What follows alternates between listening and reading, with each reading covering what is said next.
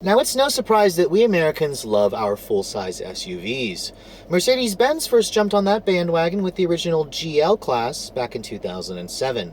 Now, with an all-new GLS class approaching in the next couple of months, let's take a look at the 2016 GL63 AMG and see if this represents the perfect family vehicle for most Americans.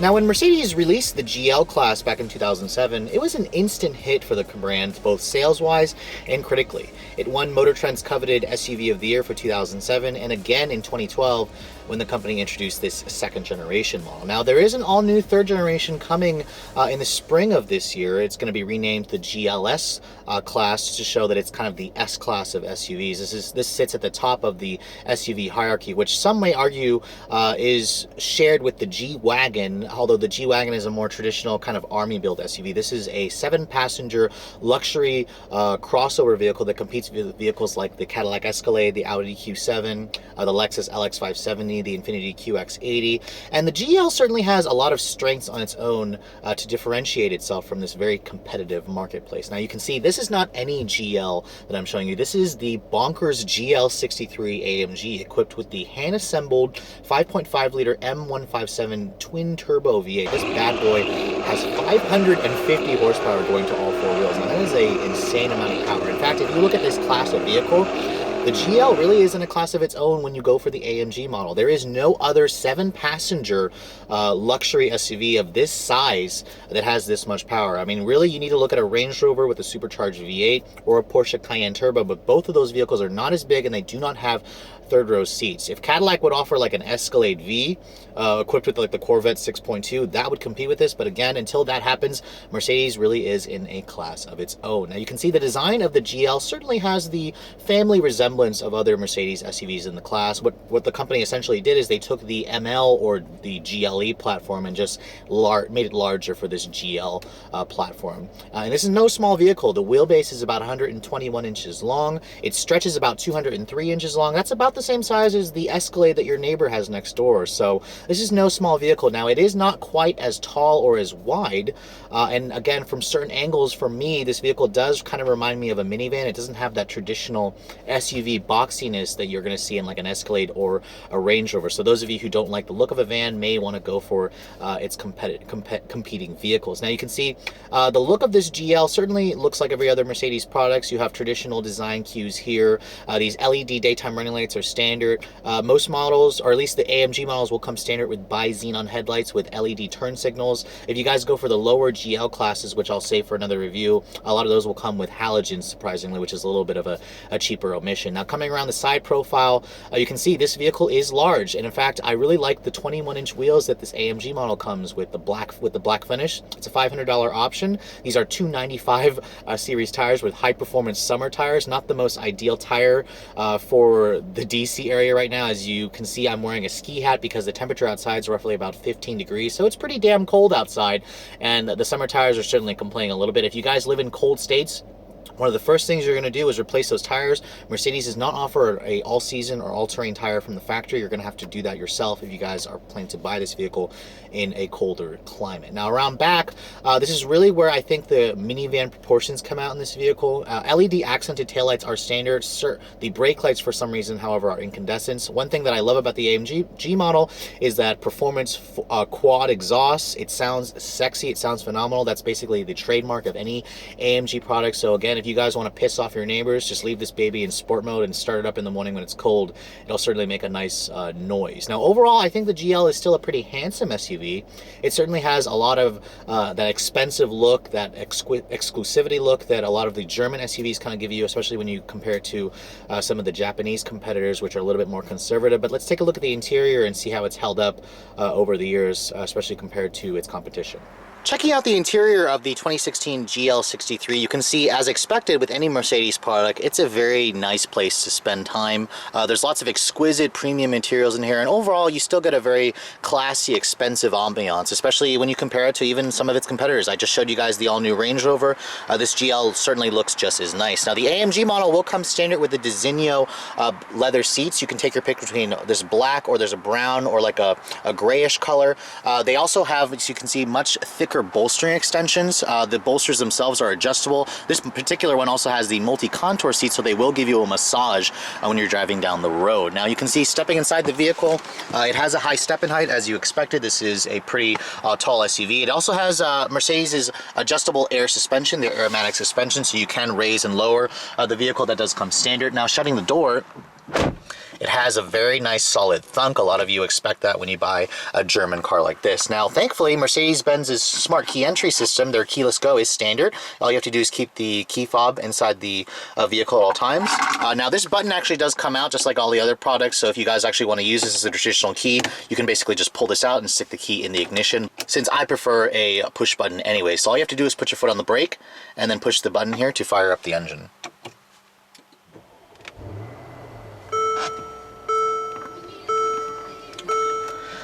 Now you can hear it has a very muted exhaust note, especially when you first start it up. It kind of hints at you at what kind of vehicle you're driving. Now I actually have the vehicle in comfort mode. You can see there's a little C display icon right there. When you cycle it over to sport right here, it opens up a butterfly valve in the exhaust, so it gets a little bit louder. And you can hear it has a very nice sounding exhaust. It's very muted, it's very deep, but it's not obnoxious. It's not kind of that super loud growl that you get from like a Land Rover, Range Rover Supercharge. But again, Mercedes-AMG has their own unique characteristic sound. Now you can see, looking at the rest of this cabin, it's certainly very nice. Of course, this vehicle is not cheap, so you expect the most like premium, classy materials in here. And the design is certainly easy to use. It's a little bit dated. Mercedes does have a slightly updated cabin plan for the GLS version, but you can see the dash is all leather stitched with the same Designo leather that's covering the seats. You have this black wood grain finish, which you can take your pick between different shades of the wood, or an open pore, non-glossy finish wood if you guys prefer that. The door panels are also same leather stitch on the upper portions here.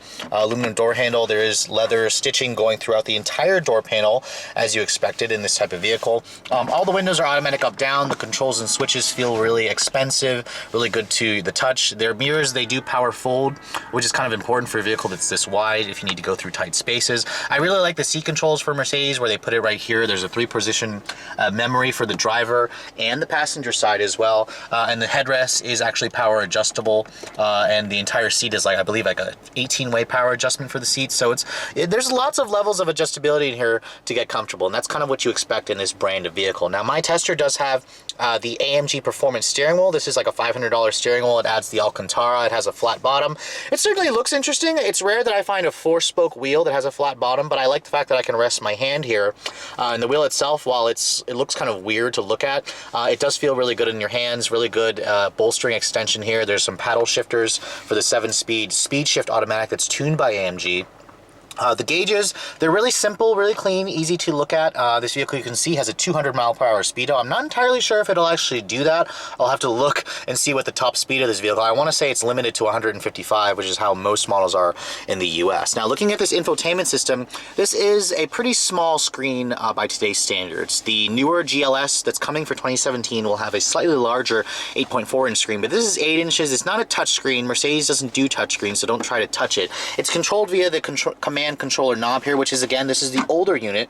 The newer system will have like a handwriting pad, but then again, this works pretty well. There's separate buttons here for your downhill speed regulation, your vehicle aromatic suspension adjustability, your suspension and transmission programming. You can cycle between comfort, sport, and normal. But again, to use the system, it's pretty straightforward. This wheel here clicks, it pivots, it it pushes in the center, so you can basically just pivot upwards. If you go to your nav display function here, you can see this is basically the older Mercedes-Benz head unit in terms of the graphics, but it's not bad to use. Of course, the newer Mercedes products that I've showed you, like the C-Class, has a much larger screen, and it does give you the latest version of the Mercedes command interface, which I believe they're using like 5.0. But anytime you want to go back to the main menu, just kind of push down on this button here. It brings up what are your options and stuff. You can see here there's phone, audio, video. This vehicle does have their 3G hotspot where you can surf the web. It's pretty slow, so I probably wouldn't recommend it until Mercedes goes to a 4G. But I mean, overall, your audio sources are here: AM, FM, Sirius XM. There's a USB port when you look in here. There's a power outlet in there. They're surprisingly, the buttons in here are pretty well labeled. It's not terribly imposing to use. Like, now, if you guys look at like the new S-Class with its large screen, it can be a little bit more difficult to use. I like the fact that Mercedes gives you these actual buttons here from the number pad. It makes inputting a preset station very easy. For example, if I want to input this as preset number 2, just push and hold it until it beeps, and there's your preset number 2. It's simple. You don't have to go into a sub menu like some of its competitors. Or you can see here there's lots of buttons here, hard buttons, or if you want to choose your radio, disc, navigation, telephone, it's all here. You can see your heated seat controls and ventilated seat controls are right there. Your parking sensors are on-off switches there. You have an eco switch here, which engages the auto start stop function, which is interesting, especially in a vehicle like this. Now, one thing I do want to show you, to access the massage seats, you basically have to push this little seat button right here, and that'll basically take you to your seat controls. When you click on massage here, you can choose between slow and gentle, slow and vigorous, fast and gentle, and fast and vigorous. Now I'm gonna go with fast and vigorous just because I prefer a massage like that. And basically both front seats are massage capable. They're heated and cooled. So again, if you guys are planning to take this on a long road trip, this is the vehicle that you're gonna want to be in, especially with these massage seats. But overall, the cabin of this vehicle certainly looks old. As I said, there is a new version coming which still has this kind of old looking center stack, but it's still a very nice place to spend time. This pano sunroof is standard equipment on the AMG versions. Most of the lower models, you'll have to pay like $2,000 extra. You can see the headliner is a suede Alcantara finish, but overall the interior still screams a very expensive SUV.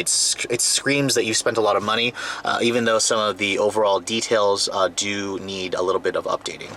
Now, looking at the rear seat of the GL63 AMG, again, this is a family vehicle first and foremost, so you can see there's plenty of room back here in the second row. Now, there is no bucket seat option like some competitors offer, but you can see there's plenty of leg room, plenty of headroom, and you probably wouldn't hesitate to sit back here if you guys were going to go on a long trip. Now, stepping inside, you can see you do have a very nice foot space underneath the front seats. There's your separate heated rear seats back here, separate climate control. Shutting the door, my tester doesn't have the optional rear window sunshades, but it's still a very nice dark tint. There's some separate HVAC vents back here for the rear seats, and the door panels, you can see leather, wood, aluminum. It's pretty much the same stuff that you're going to find in the front seats. Now, you can see here there is a nice armrest here that folds down. The seats themselves, they do recline, they do slide forward and back, and they fold flat, of course. And you can see here, I mean, overall, if you guys need to carry 7 people, the GL certainly is that vehicle to do it in, especially in this class. Now, accessing the third row of the GL is also pretty simple. All you have to do is flip this little lever right here. The seat will fold down, and then you flip it again, or you pull this lever here and it'll flip up. Now, competitors like the MDX has a more simpler function where you push a button and the seat slides forward, but again, this isn't really too big of a deal. There's just a separate lever you have to pull. But you can see, getting back here to the third row, actually there is a pretty good amount of space to get back here. Now, Mercedes says that this will fit full-size adults. Let's see if that's the case. I am only 5'7", of course, but coming back here, let me put this seat down. You can see that front seat actually moves forward and back automatically when you put the seat down. Now, sitting back here, I'm actually surprised because there is, it doesn't look like there's a lot of space, but the floor itself is much lower than some of its competitors, and there's actually really good foot space underneath this front seat. So if you have the passengers here move the seat up a little bit more, there is a pretty good amount of space. And you can see this vehicle does only seat 7. There's no 3 across back here, like some of the competitors which do seat 8, but you can see there's plenty of headroom back here. So there's a lot of space for even tall drivers, and I wouldn't hesitate to sit back in this third row on a longer trip. It's certainly much more spacious than some of its competitors. So if you guys need to carry 7 people on a regular basis, the GL really is the one you need to go for. Now, of course, this vehicle does have a power tailgate that is standard. You can see with all the seats up, you're looking at about 16 cubic feet of space, which is actually not bad. It's roughly what you're going to get in most mid-size family cars. Now, if you guys need more space, you can just push this button right here. That folds both the seats down in the third row, which is power, by the way. That gives you about 50 cubic feet of space. If you fold the second row down as well, you're going to get about 94 cubic feet of space. So again, this car has a lot of cargo space. That's same what you're going to find in a Cadillac Escalade. So in terms of practicality, the GL is right in line with its competitors.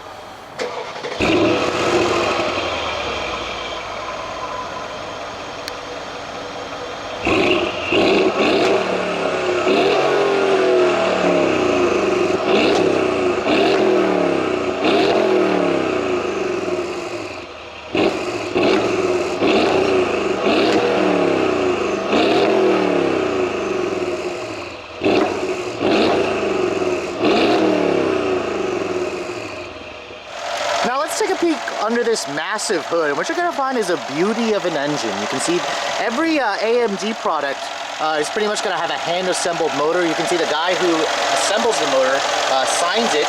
That's kind of just to add that level of uniqueness, add that level of individuality and specialness that you purchase an AMG product. Now this vehicle comes with the company's signature 5.5-liter twin-turbo V8. This is the M157 motor is what it's known internally. Now in this application, it makes 550 horsepower and 560 pound-feet of torque. Now, for 2017, Mercedes is going to actually bump the power on this, if you can believe it, to about 577.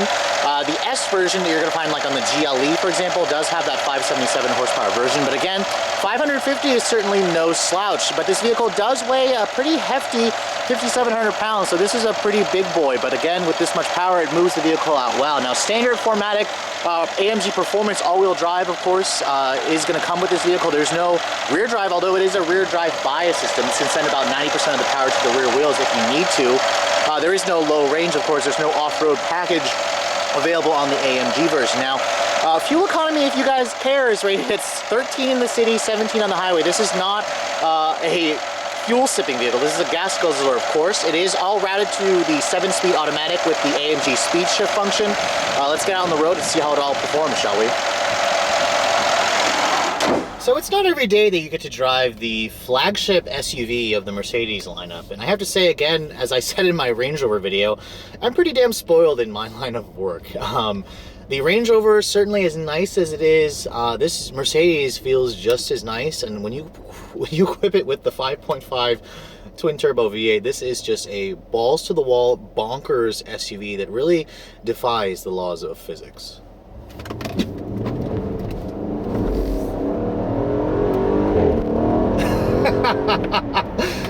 And just like any other performance car, or at least AMG model, the exhaust has that fart crackle that I love so much. I remember I first experienced that in the GL63 AMG, and it sounds even better. Not quite as ricey and farty in this vehicle. It's a little bit more of a muted tone because this is a V8, but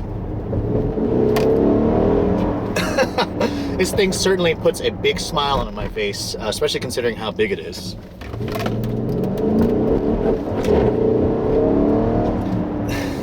Now, one thing, it's going to be difficult to show you guys just how fast this car actually is because I do have these summer tires on it, and they are struggling a little bit to get grip in these cold temperatures. You should never be driving on summer tires in the wintertime, so don't try this at home. Really, if you're going to buy this car and you live in cold climates, please put some all-season or some all-terrain tires on this vehicle. But you can see, just going down the road, the GL is a pretty big vehicle, and I've read a lot of criticism, or at least I've driven the not lesser versions, and they do feel rather ponderous behind the wheel. This is by any means not a small vehicle, but I have to say Mercedes has done a good job at making the AMG version shrink a little bit when you're behind the wheel. Now, some of you may be thinking with these gigantic 21-inch wheels, the ride quality of this car must suck.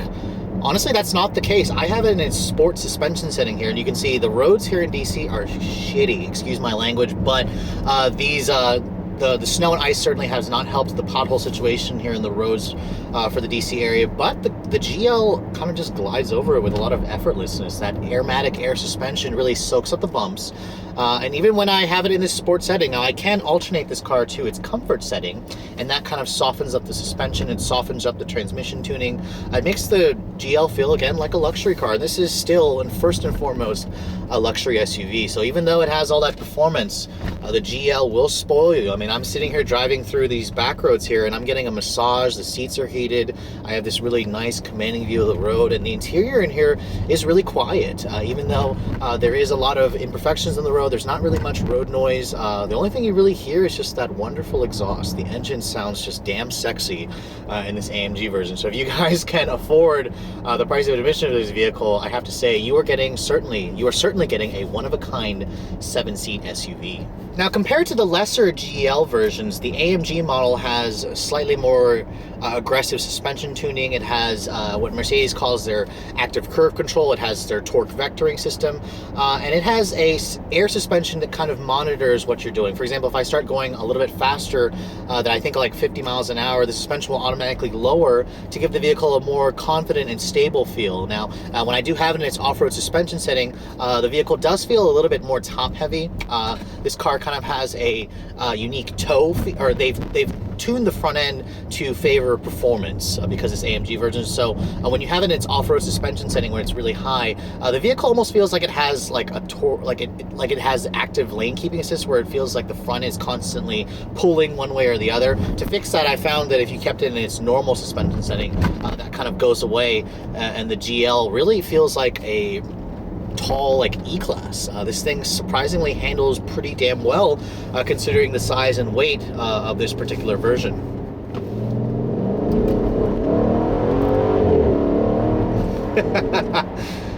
Now, when you actually are driving this thing in warm weather with these summer tires, expect the 0 to 60 times to be under 5 seconds. Mercedes quotes it at about 4.8. It feels right around there. I'd say around 4.5 to 4.8, depending on what kind of road surface, your testing conditions. But this thing is surprisingly fast. I mean, the Range Rover with the supercharged V8 will roughly be along that lines. The Porsche Cayenne Turbo is quicker, but it's not as big, it's not as heavy, it doesn't seat as many people. So again, this is certainly a unique vehicle, and it'll put a big smile on your face when you get it going.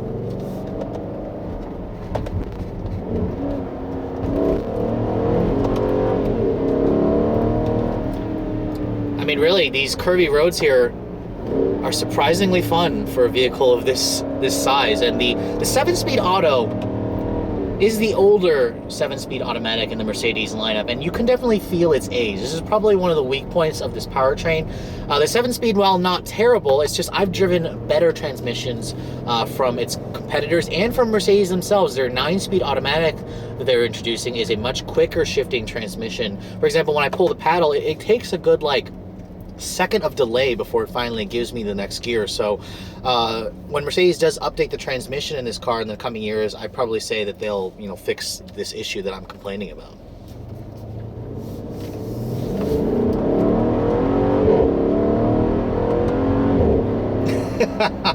I will seriously never get tired of those farting noises. It's just ridiculous how this 7-passenger SUV can sound so damn sexy. So bravo to you, Mercedes, for having the balls to offer a 7-seat luxury SUV with this much performance and this much power. I mean, really, I'm having a lot of trouble finding some faults in here. I mean, aside from the fact that the transmission could use some work, the interior is on the old side, but again, there's a refresh model coming for 2017 that's supposed to address that. The fuel economy is pretty dismal, but if you can afford this kind of vehicle, you're not really concerned about what kind of gas mileage it's going to be getting. So you're going to be basically giving the big middle finger to all the Prius drivers that are in your neighborhood when you buy this kind of vehicle. Now, let's talk a little bit about some numbers here. Now, the GL starts at about $65,000 for the GL350 Blue Tech, the diesel version, which is actually not a surprising amount of money, considering that this is the flagship of their SUV lineup. It is a lot of money, of course, but it's right in line with its competitors. Now, the AMG version is roughly twice the price. This starts at $121,000. So you guys have to have pretty deep pockets to be able to afford a vehicle like this, and you're going to expect it to be the best. I mean, Mercedes-Benz, their tagline is the best or nothing, and the GL certainly is I consider to be the best in this class of SUV. There, of course, there are certainly things that are wrong with it, but its competitors also have its own faults. But I mean, it offers the biggest back seat. It offers the widest range selection of engine choices, from a fuel-sipping diesel to this bonkers twin-turbo V8. And even though it does have looks that kind of remind me of a minivan, some of you are probably able to look past that, and you're going to find a pretty well-engineered, practical, fun, and just exciting vehicle. Even though it does have a little bit of that kind of that German staidness that some of the British models, for example, offer a little bit more character. Or if you guys want some more brash, you're going to find that in the American versions. But this AMG model will certainly change the way you perceive SUVs, and this thing certainly feels like a tall sports sedan. So with all that said, my tester does have a couple of options on it. There's that performance steering wheel that I talked about. It has the 21-inch black finished wheels. I mean, my tester's around $126,000, which is a pretty light option version. There's a $5,400 Bang & Olufsen audio that mine doesn't have.